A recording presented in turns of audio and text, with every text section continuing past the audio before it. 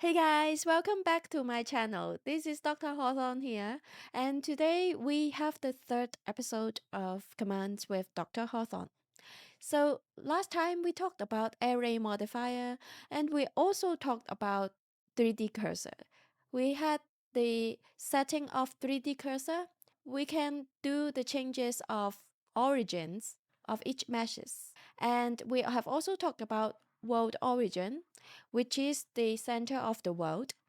Today, we are going to use this very same technique, setting the 3D cursor inside the viewport, and also resetting the origin of a certain mesh to create a spiral array. So last time we have talked about the array of a certain meshes to create linear array. For example, like this. We have the array along the x-axis with the factor x 1.1.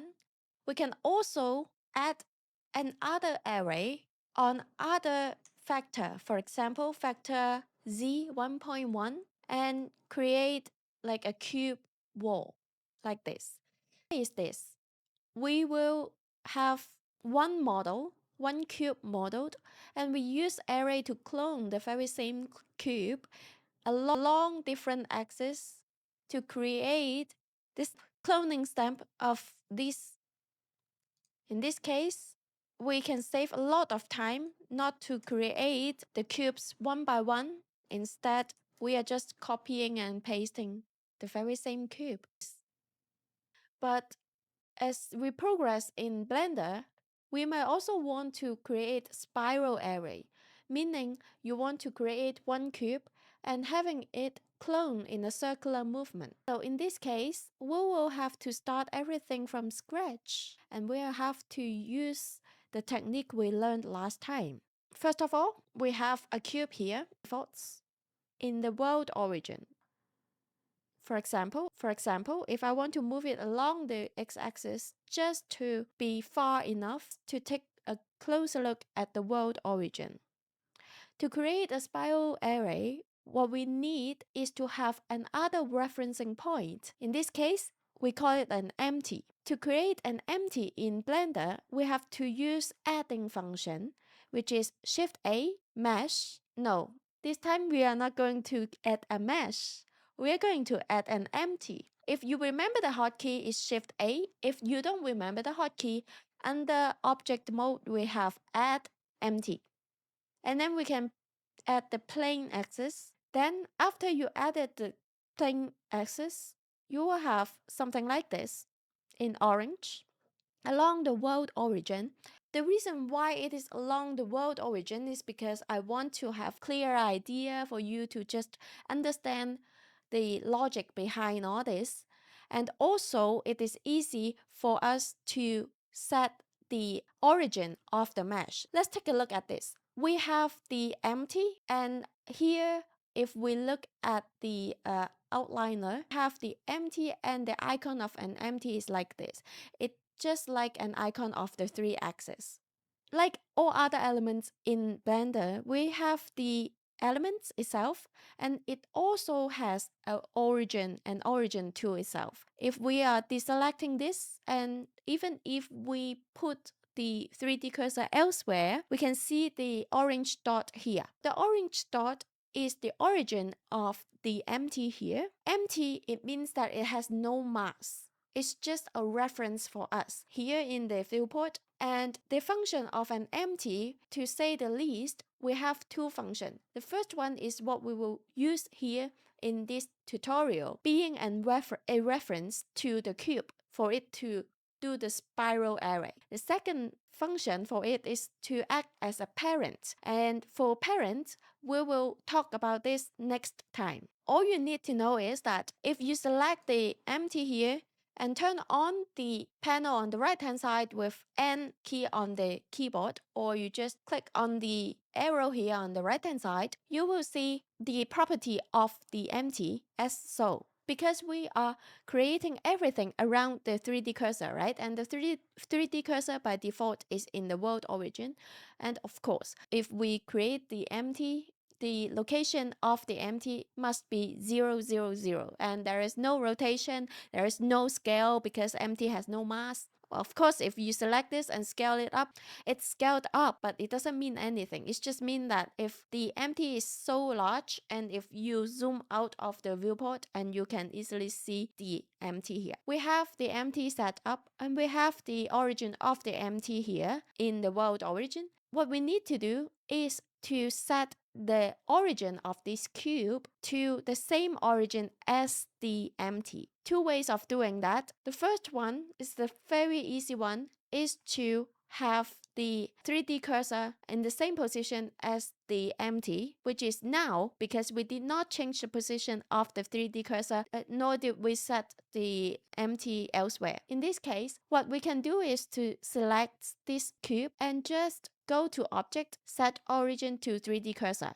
The origin of the cube is set to 3D cursor, meaning if we are going to do any transformation to the cube, for example scaling, we are scaling up and down of the cube with the pivot point here, the 3D cursor or the world origin or the origin of the cube, because they are of the same position. Or if we are rotating the cube, it will be the same. We are rotating the cube around this pivot point. If we are grabbing, it doesn't matter. It's just that the cube is further away from its origin, and if we are grabbing it around the viewport, the two of them will move at the same time. In this case, we have the cube and the origin snapping at the same position as the empty. What we need to do is to add an array modifier to the cube. And now, as we just turn on the array modifier, it will by default think that we are taking the factor x as 1 and we are having the count 2. But we'll have to set the array a little bit differently. We have to set it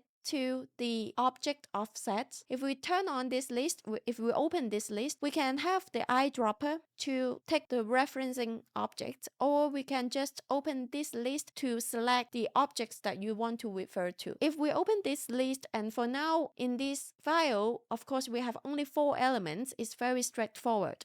We are not going to see the element of itself. We don't see the cube, you see, to the empty. For example, if I want to do a spiral array, what I need to do is to rotate the empty along the z-axis, so it's rotating vertically. For example, if I want to create 6 cubes in a circular movement, 6 in total. For now we have how many? For now we have 2, right? So if I'm increasing the number to 6 and I want to distribute them evenly inside the circle, we have to do the calculation here. We want to spin the empty in an angle, rotate it in an angle that it can divide the entire circle evenly into 6 pieces. So in this case it is 360 degree divided into 6 evenly. It will be 60, right? If we rotate along the z-axis in 60 degree, if we zoom out, we can see that, or from the top, we can see that cube is arrayed evenly around the empty. Every 60 degree, it's going to have a clone. But you can see that this original cube is different from the distance from the world origin to the cube is different from the other. So that means that the factor x is still in effect. If we turn it off, you see it is perfect circle, evenly distributed into 6 cube. And if we want to add one more count, we cannot see that because the circle is completed and we are creating one more clone that is exactly overlapping one of the cubes here. But if we reduce the count like to 5, you see one cube is gone. Secondly, if we reduce to 4, then one more cube will be gone. You can also do the same if we just take the empty and do the rotation of the empty freehand. You can see that if I'm reducing the rotation of the empty less than 60 degree, of course the circle is not completed. If we add more numbers to it, of course we will have more cubes rotated around. As you can see, just now, if I rotate, everything rotates along, and that is because we also selected the cube. Here, you have to be very careful. If you want to just alter the rotation of the empty, make sure you are only selecting the empty, right? If you want to rotate everything together, you have to select the two together. If you want to make changes to only the array modifier, you have to select the mesh that you have the array modifier. If you select the empty, there is no property for you to change. What you can do is only changing the rotation of the empty. You cannot do changes to the array modifier. So this is one of the very useful thing of array modifier. You can create spiral array with the help of empty. To recap, I have to stress very carefully, and sometimes if we have the object's origin back to the center of the object, let me reset the origin of the cube back to the volume, like the center of the mass, you see, then even if you spin the empty around along the z-axis, you see it is not really what you desired. You are not going to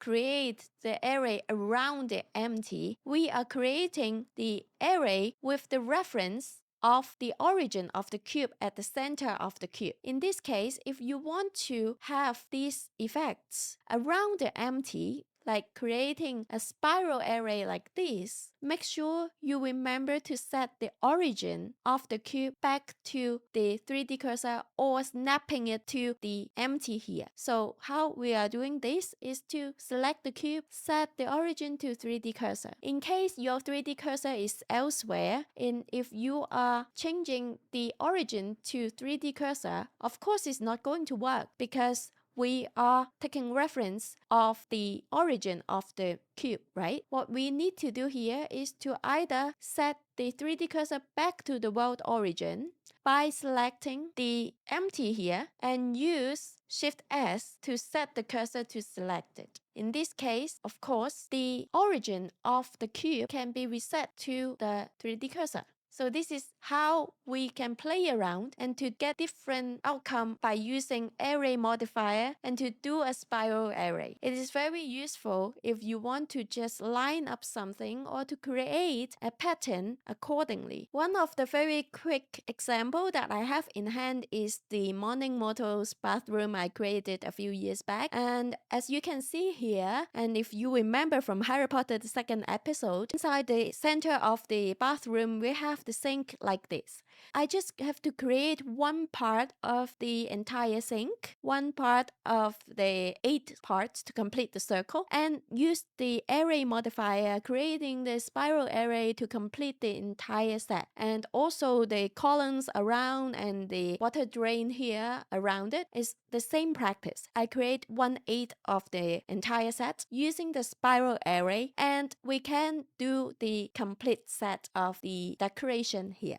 It can look very scary, it looks quite complicated, but I only have to invest a bit of the time to do this modeling, 1/8 of the model, do the spiral array in a snap, then I can have the complete model. You can also do the same, you can try the same, and next time we are coming back to talk about another tool. Stay tuned for learning more. Bye!